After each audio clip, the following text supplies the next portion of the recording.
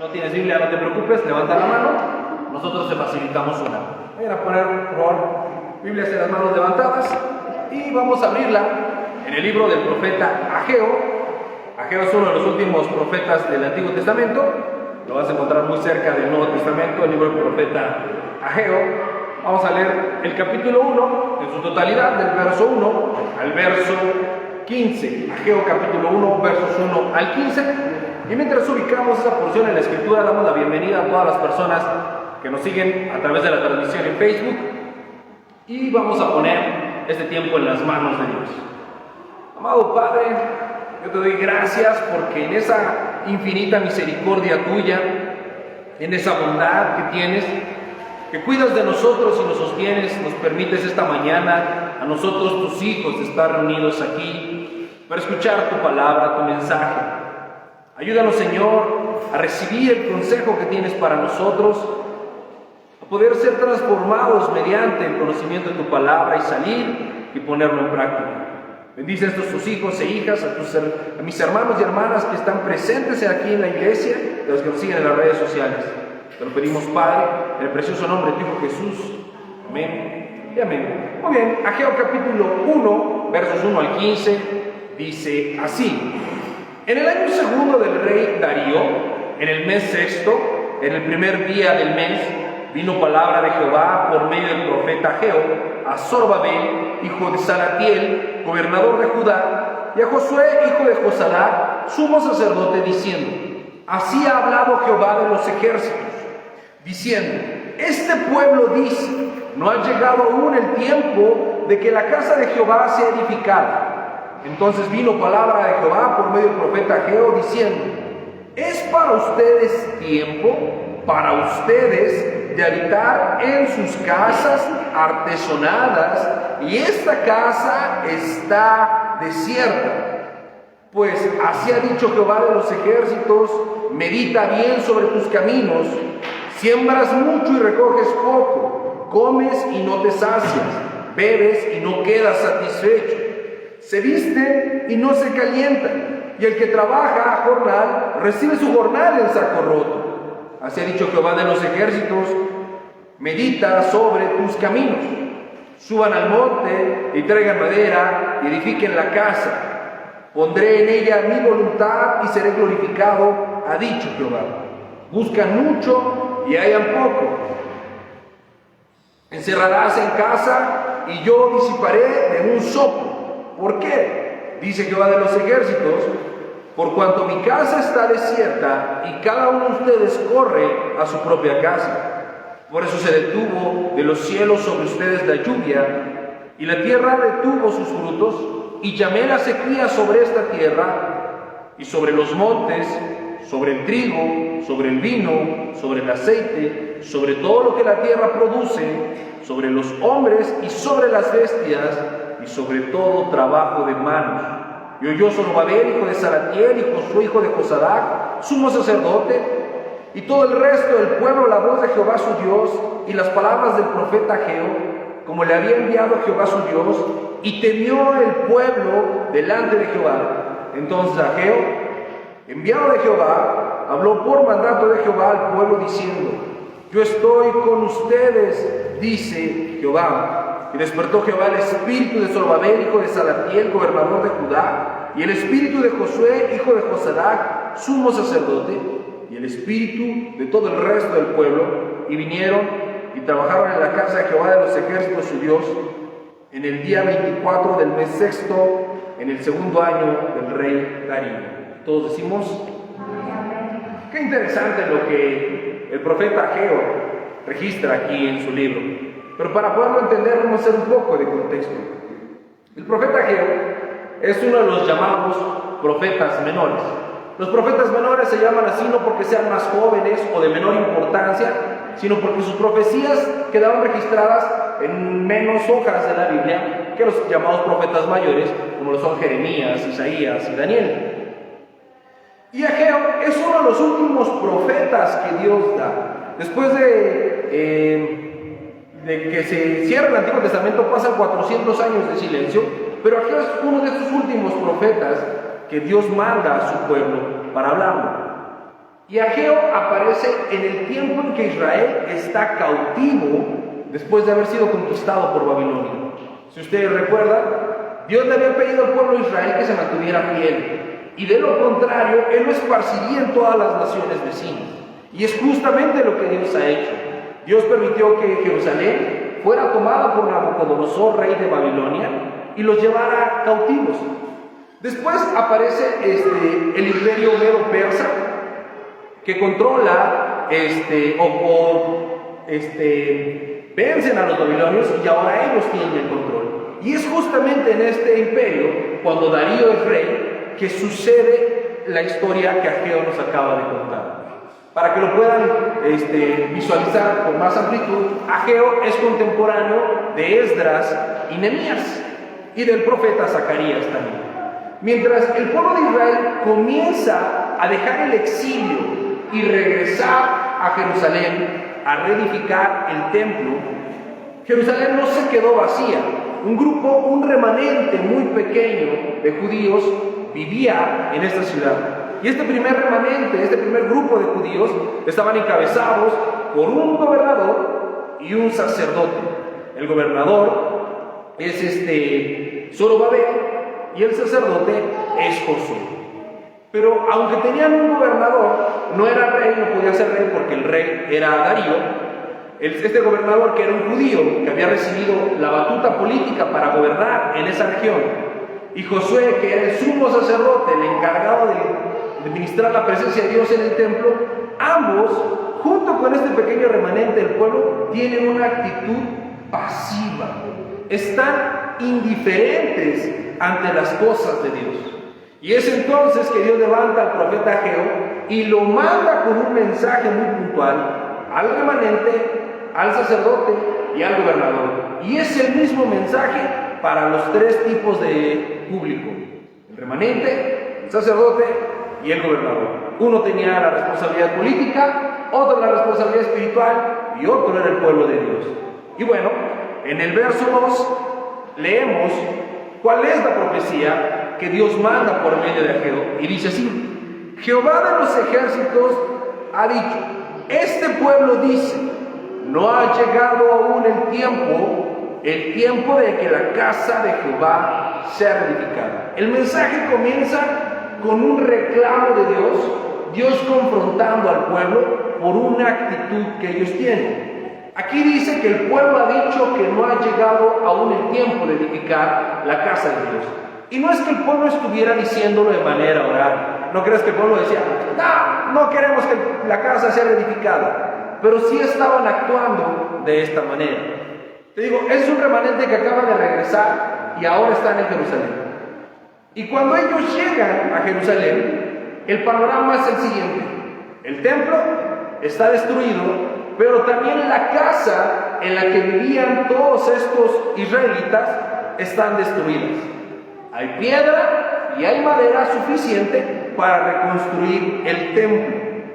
Pero ellos valoran la situación y deciden empezar a trabajar, pero no en el templo. Fíjate lo que dice el verso 3. ¿Es para ustedes tiempo? ¿Para ustedes de habitar en sus casas artesonadas y esta casa está vacía? ¿Qué decidió el pueblo? El pueblo decidió que lo más urgente no era tener un templo para adorar. Lo que más apremiaban no era tener un lugar donde ofrecer sacrificios. Lo que ellos querían era tener casas donde vivir. Y a lo mejor tú y yo, sabiendo el contexto de la historia, podemos decir, israelitas se equivocaron, eran muy orgullosos, muy egoístas, tenían que haber reconstruido el templo. Pero ponte tú en la posición de ellos, que tuvieras dos opciones: o reconstruir el templo o reconstruir la casa donde tú vas a vivir. Honestamente, ¿quién empezaría reconstruyendo su casa? Bueno, ustedes son muy espirituales y empezarían con el templo. Yo honestamente sí me vería muy tentado a empezar a reconstruir mi casa. Claro. Pero fíjate dónde está el problema. ¿Quién había hecho que este remanente regresara a Jerusalén? Dios. Dios había movido a Nehemías, a Esdras, para que hubiera toda una labor de convencimiento y los mandaran y Dios había provisto los recursos. Era Dios el que estaba haciendo las cosas. Pero cuando ellos se ven en esta posición favorable, donde las cosas les empiezan a sonreír, dejan a Dios a un lado y empiezan a construir sus casas. Y es muy interesante la gramática de este verso que dice: ¿es para ustedes tiempo para ustedes?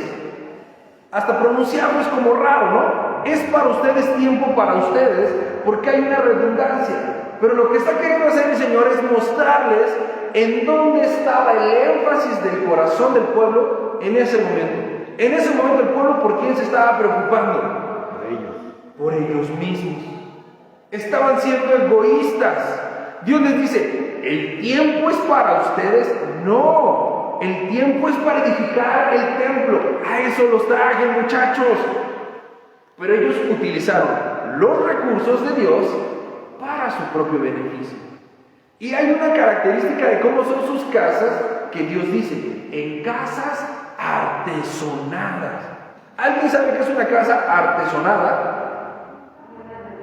Exactamente, con muchos detalles.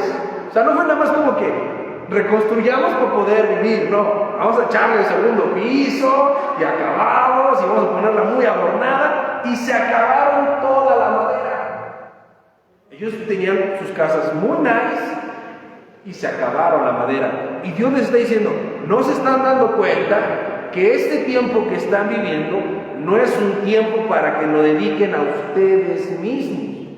No es sus casas o sus necesidades la prioridad en este momento. La nación fue devastada porque olvidaron el culto a Dios. Y Dios les da la oportunidad de volverse a dedicar a Él, y vuelven a hacer lo mismo. Vuelven a tomar prioridad sus necesidades antes que el llamado que Dios les había hecho. Entonces, Dios les dice que su casa está desierta. No solamente les está diciendo que está destruida, les dice que está desierta. ¿Alguien sabe la diferencia entre algo destruido y algo desierto? Vacío. Lo destruido está roto y lo desierto deshabitado. El templo podía estar destruido, pero si hubiera gente dedicándose a él, no hubiera estado desierto. ¿A Dios le importaba qué tan altas fueran las paredes del templo? Lo importante era que estuviera edificado el templo o que el pueblo estuviera buscando a Dios. Que el pueblo buscara a Dios, pero el templo estaba desierto. Eso era la mayor preocupación de Dios.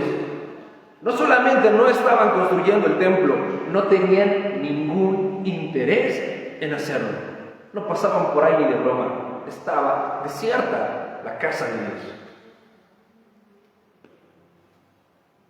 Después dice el verso 5: pues así ha dicho Jehová de los ejércitos, y este es el gran mensaje: medita bien sobre tus caminos. Y Dios les quiere hacer que el pueblo llegue a una conclusión. No que estén siguiendo solamente una orden, sino que estén plenamente convencidos, porque valoraron la situación y llegaron a esta conclusión. Y en el verso 6, Dios les empieza a mostrar qué es en lo que deben pensar. Fíjate cómo dice: siembras mucho, recoges poco. Comes, pero no te sacias. Bebes y no quedas satisfecho. Te vistes, pero no te calientas.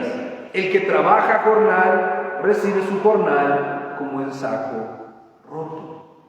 Fíjate que no está hablando de que el pueblo está pasando por una miseria, porque habla de que comen, habla de que beben, habla de que se visten y habla de que tienen trabajos con salario. ¿Cuántos de ustedes han dicho: mira, yo con que tenga salud y trabajo, lo demás es lo de menos? ¿Alguien ha dicho eso?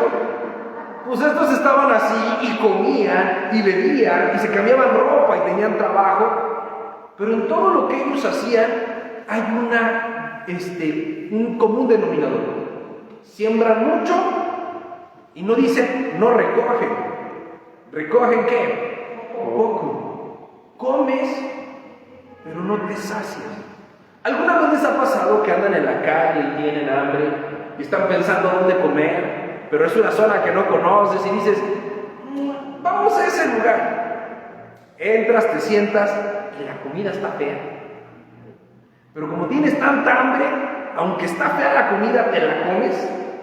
Y aunque te quedas ya sin hambre, no quedas satisfecho. ¿Les ha pasado? Pues es lo que está diciendo el Señor aquí. Come, pero no tienes satisfacción. Bebes y no quedas contento. No cubres tus necesidades. En otras palabras, el común denominador o la idea que quiere Dios que el pueblo se dé cuenta es que están insatisfechos, están frustrados.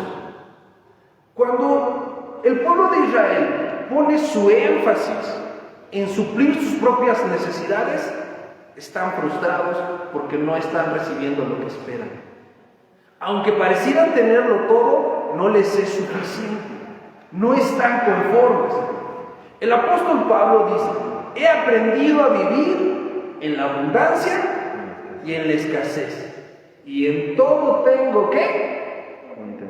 Contentamiento. En otras palabras, el apóstol Pablo podía estar pleno, podía estar contento teniendo $1,000,000 o no teniendo ni un peso en la bolsa. Pero nosotros, en ocasiones, estamos como el pueblo de Israel. Tenemos trabajos, tenemos salud, tenemos familia, tenemos comida para comer, ropa para vestir, agua para beber y estamos insatisfechos. ¿Por qué?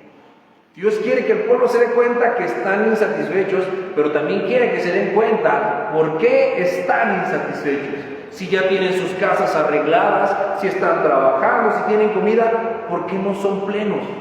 ¿Qué es eso que les está faltando a su vida? ¿Por qué de repente la vida parece no tener sentido? Y se los dice en el verso 7. Así ha dicho Jehová de los ejércitos. Nuevamente la instrucción que en el 5. Medita sobre tus caminos. Hay algo que estás haciendo mal. Verso 8. Suban al monte, traigan madera y reedifiquen la casa. Pondré en ella mi voluntad y seré glorificado, ha dicho Jehová. Ahí está el meollo del asunto. ¿Por qué el pueblo está insatisfecho? Porque están viviendo apartados de la voluntad de Dios. Cualquier cosa que tú y yo hagamos, la que sea, si no es dentro de la voluntad de Dios y si no es para la gloria de Dios, en vano la hacemos. Dice un pastor de nombre John Piper, una frase que a mí me gusta mucho: el peor fracaso de un cristiano es tener éxito en aquello para lo cual no fue llamado. ¿De qué me serviría a mí ser un hombre de negocios muy próspero si no es a lo que Dios me llamó? Si en esos negocios no hago la voluntad de Dios, y si en esos negocios no le doy gloria a Dios, puedo tener todo el dinero que quiera y siempre voy a estar insatisfecho. Todo el dinero que reciba, así como venga, se va a ir. Y no va a haber comida que me sacie, ni ropa que me caliente, ni vino que me deje satisfecho. Porque cualquier cosa que un cristiano hace que no da gloria a Dios, produce frustración, insatisfacción. Pero Dios quiere que el pueblo se dé cuenta de eso. Dios quiere que el pueblo se dé cuenta cómo está viviendo y dónde está el error. Pero el pueblo no lo está haciendo. Y por eso les dice: ahora vayan al monte y traigan madera. Pregunta: ¿dónde estaba la madera que ellos ya tenían? Se la habían acabado en sus casas. Desperdiciaron el recurso. Ahora ellos tenían que subir en oración a buscar a Dios para tener los recursos necesarios para edificar su casa. Y el pueblo entonces está con esta instrucción de Dios de que ellos tienen que hacerlo, y Dios les explica por qué les ha ido mal a toda la nación, no solo a este remanente. Dice el verso 9: buscan mucho y hallan poco, y enciérrase en casa y yo lo disiparé de un soplo. ¿Por qué? Dice Jehová de los ejércitos: por cuanto mi casa está desierta y cada uno de ustedes corre a su propia casa. Y después les dice, por eso se detuvo de los cielos sobre ustedes la lluvia y de la tierra detuvo sus frutos. Y en el verso se les explica todo lo que dejó de funcionar. Esto Dios ya se lo había advertido a su pueblo en el libro del Éxodo y en el libro de Deuteronomio. Dios les dice, mas acontecerá que si ustedes se apartan, yo pondré el techo por bronce y no escucharé sus oraciones, y maldito serás donde quiera que vayas. El pueblo ya sabía que si se alejaba de Dios, le iba a acontecer esto, pero no están meditando en sus caminos, no están reflexionando cómo están viviendo, ni están analizando por qué les pasa lo que les pasa, y por eso Dios los confronta con su palabra, para que se den cuenta que han perdido la brújula, y por eso están viviendo de manera frustrada e insatisfecha. Y hasta aquí todo muy bien. Es una historia que podemos entender y es clara, pero que pasó en el Antiguo Testamento. Ahora, pregunta, ¿cómo aplicamos esto a nuestra vida? Nosotros no vamos a ir físicamente a reconstruir ningún templo, ni vamos a subir a ningún monte a traer madera. ¿Cómo vamos a aplicar esto? ¿Qué significa en mi vida? Bueno, para poderlo entender tenemos que entender qué significa la casa de Dios y nuestra propia casa ahora en la actualidad. En la Biblia, en el Nuevo Testamento, en Mateo, en Lucas y en Marcos, en los Evangelios, hay una parábola que se llama los dos cimientos. ¿Han escuchado esta parábola? Que habla de un hombre sabio que edifica su casa sobre una roca y un hombre necio que edifica su casa sobre la arena. El hombre necio lo pierde todo, el hombre sabio lo conserva. En esta parábola, ¿qué representa su casa? Su vida, todas las decisiones que ellos están haciendo. Edificar mi casa implica tomar mis decisiones y hacer cosas para mí. Eso significa mi casa. Ahora, ¿qué significa la casa de Dios a la luz del Nuevo Testamento? Bueno, la Biblia dice que nosotros, nuestro cuerpo, nuestra vida, nosotros somos ¿qué? Templo del Espíritu Santo.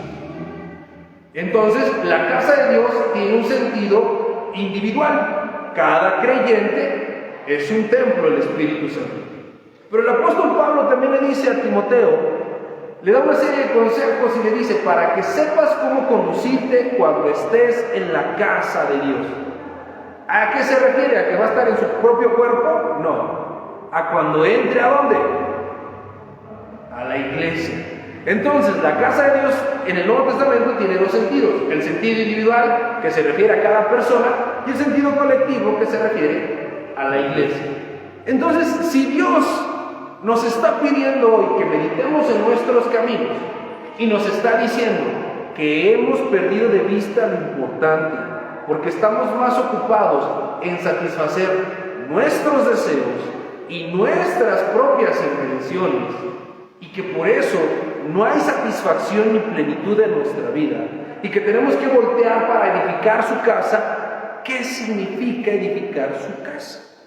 Bueno, yo te digo, Dios dice que Él va a poner su voluntad en su casa. Levante su mano, levanten su mano, respóndanse ustedes mismos. ¿Quién de ustedes puede decir, yo estoy viviendo de acuerdo a la voluntad de Dios? Espero que todos hayan dicho, yo estoy viviendo de acuerdo a la voluntad de Dios. Y que no sea como que, híjole, ¿cuál será la voluntad de Dios?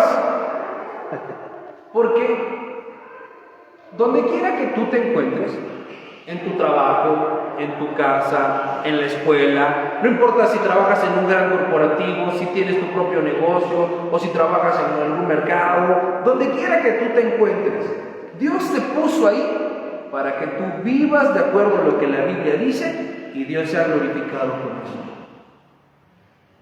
Eso es edificar la casa de Dios. Eso es que haya un lugar en donde la voluntad de Dios esté depositada y el mundo glorifique a Dios. Tu familia, las personas que te rodean, dicen de ti, es que tú hablas de acuerdo a la Biblia, vives de acuerdo a la Biblia, o no se te nota la Biblia por ningún lado. En tu trabajo, ¿saben que vives de acuerdo a la Biblia? ¿Te comportas de acuerdo a la Biblia? O no se te nota la Biblia por ningún lado. Porque edificar la casa de Dios, mis amados, no es hacer una obra física, es trabajar de manera interna en nosotros, hacer que los mandamientos, que todo lo que la Biblia dice, se esté cumpliendo en mí. Y entonces yo estaré edificando ahí la casa de Dios. Y cuando yo hago la voluntad de Dios, tengo contentamiento en todo y por todo, y doy gracias. Pero cuando no estoy viviendo el propósito de Dios, cuando no soy padre, cuando no soy esposo, cuando no soy hijo, cuando no soy hermano, cuando no soy trabajador, de acuerdo a lo que dice la Biblia, entonces yo estoy edificando mi propia casa y dejando la casa de Dios desierta. Tú eres el templo del Espíritu Santo. ¿Cuántas personas deberían estar teniendo contacto con Dios por convivir contigo? ¿Realmente tienen un encuentro con Dios las personas cuando se acercan a ti? Oscar, pero es que eso no me suena muy lógico. Mira, más adelante dice que el pueblo escuchó la voz de Dios y oyó las palabras del profeta Ageo. ¿En qué momento el pueblo escuchó la voz de Dios? Por medio de las palabras del profeta Ageo. ¿Ves cómo tú y yo sí somos ese puente que lleva a la gente a Dios? Ese puente, ese lugar de encuentro de la gente con Dios. Cuando tú hablas lo que Dios te manda hablar, la gente escucha la voz de Dios. Eso es edificar la casa de Dios. Cuando tú te comportas como Dios pide que te comportes, la gente escucha la voz de Dios. Cuando la gente te mira, amar al prójimo, amar a Dios, amar a los que te persiguen, perdonar a los que te ofenden, ayudar a los necesitados. Cuando la gente te ve comportarte de manera íntegra, no buscando ganancias deshonestas, consagrándote con Dios, orando, leyendo la Biblia. Cuando la gente mira eso en tu vida, puede ver que ahí está Dios y escuchar la voz de Dios. Y entonces en esa casa Dios pone su voluntad y su nombre es glorificado. Si no estamos viviendo de esa manera, mis amados, estaremos frustrados, echando en saco roto todas nuestras obras, porque no importa qué tan grandes sean, ni cuántos logros tendremos, jamás nos aportarán plenitud. Porque el que no vive bajo la voluntad de Dios, pierde. Jesús dijo, el que conmigo no recoge, desparrama. Cualquier esfuerzo humano que hagamos lejos de la voluntad de Dios solo nos traerá cansancio y frustración. Y también Jesús dijo, busca primero el reino de Dios y su justicia y lo demás te será añadido. La instrucción que Dios le está dando al pueblo y que nos está dando a nosotros esta mañana es eso. Deja de afanarte y buscar ser tu propia fuente de satisfacción y haz mi voluntad y entonces serás bienaventurado. Pero también la casa de Dios somos todos nosotros. Imagínense que cada uno de nosotros estuviera haciendo la voluntad de Dios, hablando de acuerdo a la palabra y comportándonos de acuerdo a la palabra. Esta iglesia estaría edificada. Esta sería una iglesia donde todos estaríamos trayendo madera para extender el reino y alcanzar a los perdidos y edificarnos los unos a los otros y escuchar la palabra de Dios por medio del predicador y escuchar a Dios realmente por medio del predicador. Y no estar pensando cómo habló y si dijo y si usa muletillas y si se peinó y si tiene el gallo y no estarnos distrayendo por todo lo demás. Escuchar al hombre de Dios que nos habla y diferenciar la voz de Dios.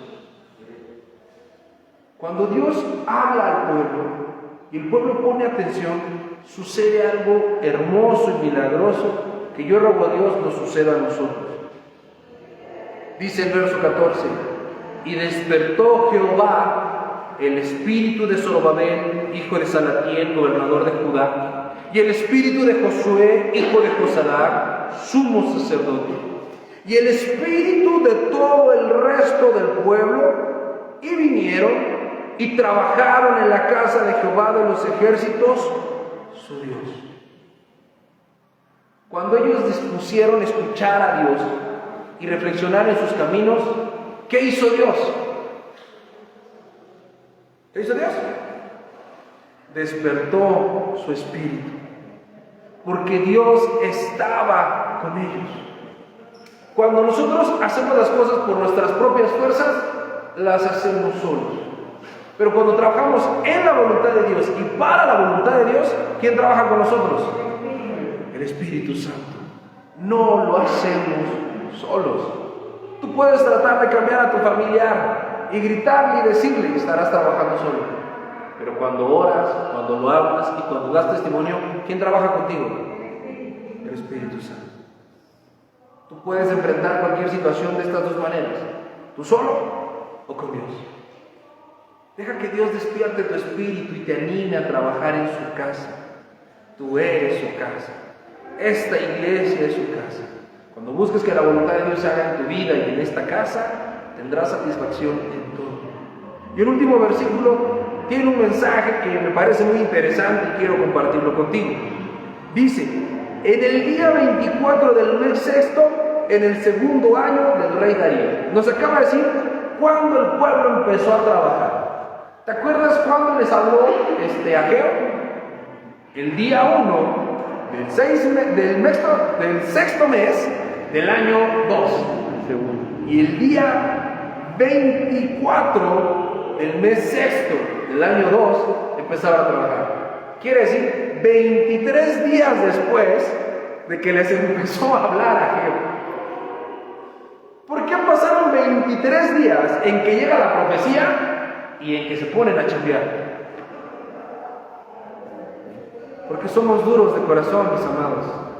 Y Dios les dijo: reflexionen en sus caminos. Y el pueblo tomó tiempo para decir: a ver si es cierto, voy a pensar cómo estoy viviendo, qué estoy haciendo para Dios y qué no. Pero en esos 23 días Dios estaba obrando. Y al final, y lo importante es que aunque tardaron 23 días, empezaron a hacer lo que tenían que hacer. Mi oración es que esta mañana Dios despierte nuestro espíritu. Ojalá sea hoy, pero si tarda 23 días, está bien. Si en 23 días vas a empezar a hacer la voluntad de Dios, gloria a Dios. Pero ojalá empezaras hoy, empezaras a edificar la casa de Dios desde este momento y vinieras a esta iglesia a edificar la casa de Dios con todo lo que eres y con todo lo que tienes. Porque ese es el llamado. Vayamos al monte y traigamos leña. ¿Qué es subir al monte? Orar, buscar a Dios en oración. Ya teníamos los recursos y nos los gastamos. Vayamos al monte, oremos, y que la madera que tipifica la cruz de Jesús nos haga mirar su obra y su voluntad. Y en esa cruz nos crucifiquemos todos los días y podamos decir, como dijo el apóstol Pablo: juntamente con Cristo estoy crucificado. Y que nos haga ser uno con Él y uno entre nosotros. Amén. ¿Les parece si terminamos orando? Ayúdanos, por favor, amigo, con una adoración. Y ahí en tu lugar, cierra tus ojos. Y hagamos caso a la instrucción de los versos 5 y 7. Medita en tus caminos. ¿Cómo está tu vida esta mañana? ¿Descubres que hay cierto grado de frustración? Que por más que te esfuerzas, no obtienes los resultados que quisieras. Luchas, que intentas, pero es como si todo el esfuerzo se fuera en un saco roto. Y aunque tratas de dedicarle tiempo a tu vida y esforzarte y estar bien, al final sabes que no estás bien. Quizá también sientes que el cielo es de bronce y tus oraciones no llegan a Dios y no ves respuesta de su parte. Pues mi amado y mi amada, hoy es un buen día